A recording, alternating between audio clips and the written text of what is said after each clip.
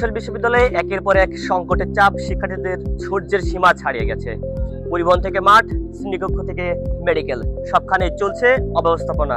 প্রতিবাদমুখর শিক্ষার্থীরা বলছে তারা এক মহা সংকটের মধ্যে আছে। আমাদের বিশ্ববিদ্যালয়ে ৮,০০০ শিক্ষার্থী, কিন্তু দেখা যাচ্ছে রিডিং রুমে সিট হচ্ছে ১২০ থেকে ১৫০টি।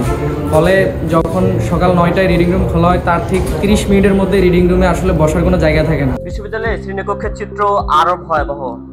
এখানে ৭৫টি শ্রেণীকক্ষের প্রয়োজন থাকলেও আছে মাত্র ৩৬টি, যেখানে এক ব্যাচের ক্লাস থাকলে অন্য ব্যাচ বাইরে অপেক্ষা করতে হয়।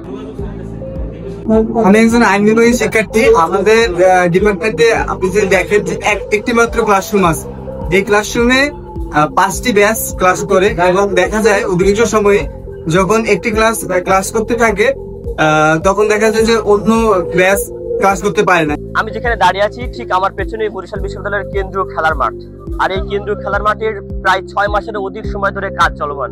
শিক্ষার্থীরা বলছেন সংস্কারের নামে মাঠ ফেলে রেখে কেবল সময় নষ্ট করা হচ্ছে। আমাদের প্রায় 6 মাস যাবৎ, 6 থেকে 7 মাস যাবৎ খেলার মাঠটা পড়ে আছে। তো আমাদের এই ব্যাপারে প্রথমে হচ্ছে খেলার মাঠ সংস্কারের যে দায়িত্বটা, এটা দেওয়া হয়েছিল ইঞ্জিনিয়ারিং সেকশনে। এরপরে গত মাসে বা গত 1.5 মাস আগে এই দায়িত্বটা বিসি স্যার হচ্ছে আমাদের শারীরিক শিক্ষা দপ্তরের কাছে দায়িত্বটা হস্তান্তর করে। আমাদের এই প্রথম যে 5 মাস, এই 5 মাসে ইঞ্জিনিয়ারিং দপ্তরের অবহেলা হোক বা প্রশাসনের দুর্বলতা হোক, যে কারণে হোক, এই আমাদের খেলার মাঠটা একদমই খেলাধুলা হোক, মেরামতেরও অনুপযোগী অবস্থায় পড়েছিল। এরপরে আমরা শিক্ষার্থীরা হস্তক্ষেপ করার পরে আমাদের এখনকার proctor sir Rahat Hossain Faisal sir, আমাদের মাননীয় ভিসি স্যার এবং আমাদের বর্তমানে শারীরিক শিক্ষা পরিচালক নাহিদা ম্যাম, ওনাদের আন্তরিকতায় আমরা বারবার এই মাটি মেপে নেওয়া হোক, এরপরে বিভিন্ন রকমের সাহায্য সহযোগিতা হোক, তারা আমাদের করছে। বিশ্ববিদ্যালয় প্রশাসনের এটাই স্পষ্ট করা উচিত যে আমাদের যে মেডিকেল সেন্টার আছে ওইখানে কি সুবিধা পাবো আর কি সুবিধা পাবো না, এখানে কোন কোন রোগের চিকিৎসা হবে আর কোন কোন রোগের চিকিৎসা হবে না। কারণ এখানে যদি এসে দেখা যায় যে সব রোগের ওষুধই প্যারাসিটামল বা হচ্ছে গুটি কয়েক ওষুধ, তাহলে শিক্ষার্থীদের আস্থা হারাবে এবং এটা চলমান আছে। আমরা আশা করি বিশ্ববিদ্যালয় প্রশাসন এটা থেকে দ্রুত উদ্যোগ নিবে এবং এই ব্যাপারে যাতে হচ্ছে শিক্ষার্থীদের দুর্ভোগ আর না বাড়ে, এই জন্য দ্রুত একটা আমরা পদক্ষেপ আশা করছি। পরিবহন সংকট শিক্ষার্থীদের একটি নিত্য নৈমিত্তিক ব্যাপার। তবে শুধু এটা পরিবহনের সীমাবদ্ধ নয়, প্রতিটি সেবায় চলছে সংকটের ছায়া। এই বিশ্ববিদ্যালয়ের শিক্ষার্থীরা তাদের যে জীবনের যে দাম, সেটা কিন্তু একদম নেই।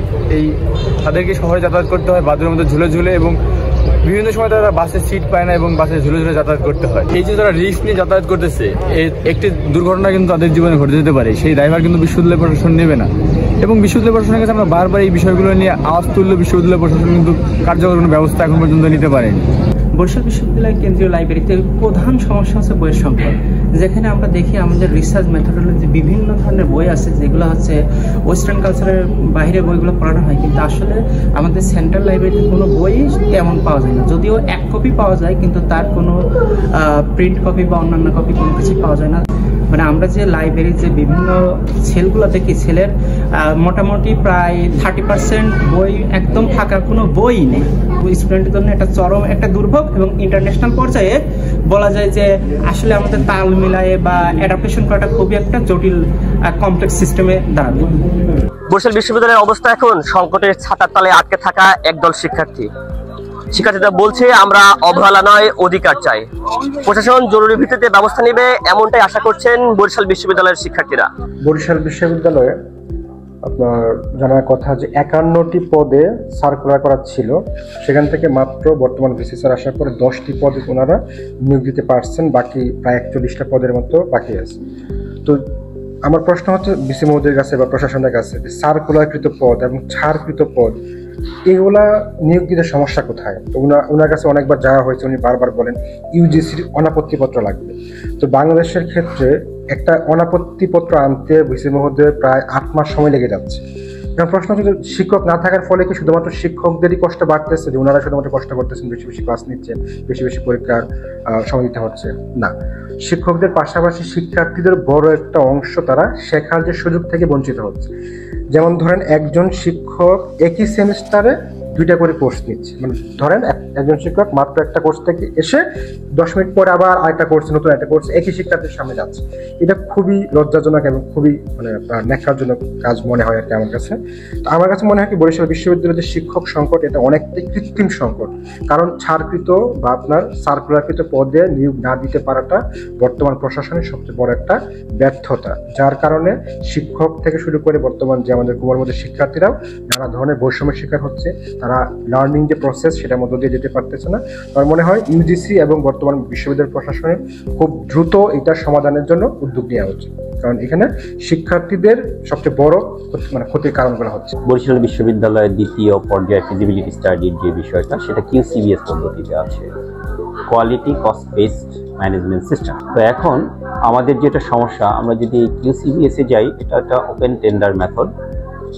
তো অন্যান্য বিশ্ববিদ্যালয়গুলো যে সাফারিংসটা এখানে পেয়েছে, এর আগে যে আমাদের বিজ্ঞান ও প্রযুক্তি মন্ত্রণালয়ের মন্ত্রী ছিল, তার একটা প্রতিষ্ঠান ছিল, তাদেরকে দিয়ে আসলে করানো হতো, তারা তেমন কোনো কাজ করতো না। এর পাশাপাশি DDC নামে একটা প্রতিষ্ঠান আছে, তো তারা বেশ কয়েকটা ইউনিভার্সিটিতে কাজ নিয়ে ছুলে গেছে কাজ করে। আমরা সেই জন্য চাচ্ছিলাম G2G পদ্ধতিতে বুয়েটকে দিয়ে এই কাজটা করা। আনফর্চুনেটলি QCS পদ্ধতিতে বুয়েট এখানে বিট করবে না। এখন আমরা পড়ে গেছি উভয় সংকটে। আমরা একটা ভালো কাজ করতে চাচ্ছিলাম, বরিশাল ইউনিভার্সিটি যেন একটা দৃষ্টিনন্দন ক্যাম্পাসে পরিণত হয়, বাংলাদেশের সবচেয়ে বিউটিফুল ক্যাম্পাসে পরিণত হয়। এই জন্য এই ট্রাই করা। বুয়েটের সাথে আমরা একাধিকবার বৈঠক করেছি, মাননীয় উপদেষ্টার সাথে গত সপ্তাহে আমি দেখা করেছি ভিসি স্যারকে নিয়ে, কিন্তু উনি এখনো ওইরকম কোনো আশ্বাস দিতে পারেননি। উনি বলেছেন উনি ব্যাপারটা জেনে আমাদেরকে জানাবেন। আর এই আলোকে উনি যদি না করে দেন তাহলে আমাদের QCBS পদ্ধতিতেই যেতে হবে, তখন আসলে আলটিমেটলি কোনো কিছুই আমাদের হাতে থাকবে না। সকল বিশ্ববিদ্যালয়ে সংকট রয়েছে বিভিন্ন ধরনের। তো বরিশাল বিশ্ববিদ্যালয় নতুন বিশ্ববিদ্যালয়, এখানে বিভিন্ন সংকট রয়েছে। তো সেগুলোকে আসলে রিজলভ করার জন্য বর্তমান প্রশাসন চেষ্টা করছে, আপ্রাণ চেষ্টা করছে। হয়তোবা কিছু দৃশ্যমান হচ্ছে, কিছু দৃশ্যমান এখনো হয়নি, হয়তোবা অতিরিক্ত দৃশ্যমান হবে। আমাদের বিশ্ববিদ্যালয়ের 3 নম্বর গেটের ভিতরের যে অংশটা, সামনের রাস্তা, এখানে হলো গিয়ে রিপেয়ারিং বা এখানে হলো গিয়ে যে কাজটা, সেই কাজটা টেন্ডার হয়ে গেছে এবং কাজ যে করবে সেও ঠিক হয়ে গেছে, যে কোম্পানি বা যে গ্রুপ কাজ করবে। তো এদের সাথে আমি আজকে সকালে কথা বলেছি, তারা ওয়াদা দিয়েছে যে এই সপ্তাহের মধ্যে তারা এই কাজ শুরু করবে, যেহেতু অলরেডি তারা কাজটা পেয়ে গেছে। বিশ্ববিদ্যালয়ে একটা মাত্র খেলার মাঠ, এই মাঠটা হলো দীর্ঘদিন ধরে আসলে রিপেয়ার বা এটাকে গুছানোর চেষ্টা করা হচ্ছে, যার কারণ প্রায় 6 মাস বা 7 মাসের বেশি হবে হয়তো বা কিনা যে মাঠটা আসলে ব্যবহার উপযোগী নাই। এটা খুব দুঃখজনক, আমাদের বাচ্চারা অনেকদিন থেকে খেলতে পারে নাই মাঠে। তো আশা করি এটার সমস্যার সমাধান অচিরে হয়ে যাবে, যেহেতু এটার মাঠটা সম্পন্ন হয়েছে, কমপ্লিট হয়েছে। মেডিকেলে যারা কাজ করেন তারা আমি যতটুকু জানি সিনসিয়ারলি তারা সেবা দেওয়ার চেষ্টা করেন। কোনো সময় ওষুধ সংকট হয়, তো যেমন কিছুদিন আগেও আমরা শুনলাম যে মেডিকেলে ওষুধ নেই। তো এটা নজরে আসার সাথে সাথে আমাদের মাননীয় উপদেষ্টা মহোদয় এটার ব্যবস্থা করেছেন। কোনো কোনো সময় তোমাদের বক্তব্য থেকে আমরা জেনেছি যে ফাইল হয়তো বা দীর্ঘসূত্রে হচ্ছে বা আটকে থাকছে কোনো কোনো জায়গায়। তো যদি কোনো কারণ ছাড়া ফাইল আটকে থাকে সেটা তো অবশ্যই দুঃখজনক, তবে অন্য কোনো কারণ থাকতে পারে। আমরা জানি আমাদের মাননীয় ভাইস চ্যান্সেলর মহোদয় অলরেডি ইউজিসিতে এই বিষয়ে লিখেছেন, বলেছেন যে আমাদের আসলে এই পরিবহন খাতে আমাদের আরো বাজেট বরাদ্দ বৃদ্ধি করা দরকার। লাইব্রেরিতে হলো গিয়ে প্রতি বছরই বই কেনা হয় এবং এবছরও হয়তো বা কেনা হবে।